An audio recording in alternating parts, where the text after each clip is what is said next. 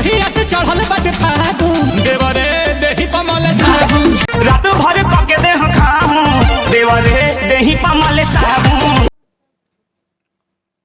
प्रणाम भोजपुरी जहान के सबके गोड़ छू गोड़ तनी।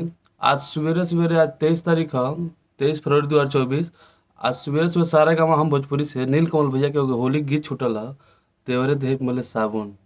होली में देवरा देही मले साबुन।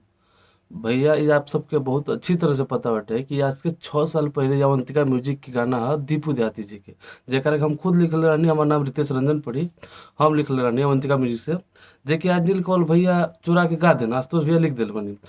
इस समय के भोजपुरी के सबसे बड़ा राइटर हम आशुतोष भैया के मानत रहनी, बाकी वहाँ के हमरे गाना चुरा गए। आ कहीं भी कोई क्रेडिट नहीं दिया गया हमने के, दीपू भाई के, ना अवंतिका म्यूजिक के, ना हमने के रितेश के, हमारा के कहीं क्रेडिट नहीं दिया गया। बताई कहाँ तक सही बाटे।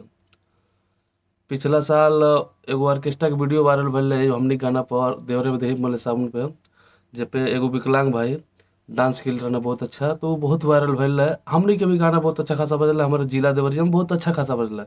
हमने जिला देवरिया घर पड़ी, हमने क्या कर लोग हमने के बहुत सपोर्ट करेला।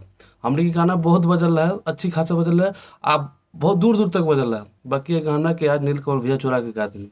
बताई कहाँ तक सही बाटे। वो 6 साल पूरा गाना रहा, कहीं क्रेडिट नहीं दिया गया हमने के। बताइए हमने क्या करे, छोट सिंगर आके करे तो करे का।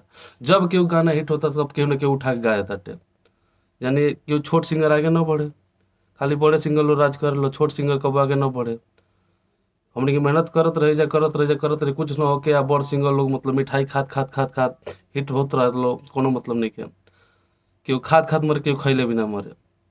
बताइए भैया का नील कमल भैया, का आशुतोष भैया, मनो का आप कहीं अब कुछ कह नहीं किया। सवेरे सवेरे आज 23 फरवरी के आप लोग गाना सारे गाँव हर हम भोजपुरी से मतलब रिलीज भैल सुबह ही 7 बजे सूत के उठनी है। पहले मोबाइल चालू करने पहले भैया के वीडियो ऑटोमेटिक आयल, प्ले करनी तो बहुत तकलीफ भैल।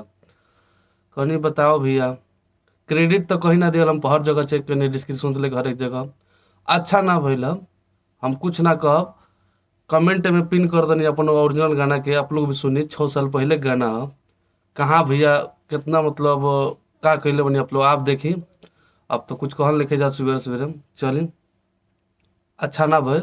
बस आप लोग प्यार सपोर्ट बनल है, बस ये कहब। आप लोग वीडियो को ज़्यादा से ज़्यादा शेयर करिए आप लोग, ताकि सच्चाई सबके पता चल सके और ओरिजिनल जे भी बा उनके भी कुछ फ़ायदा मिले।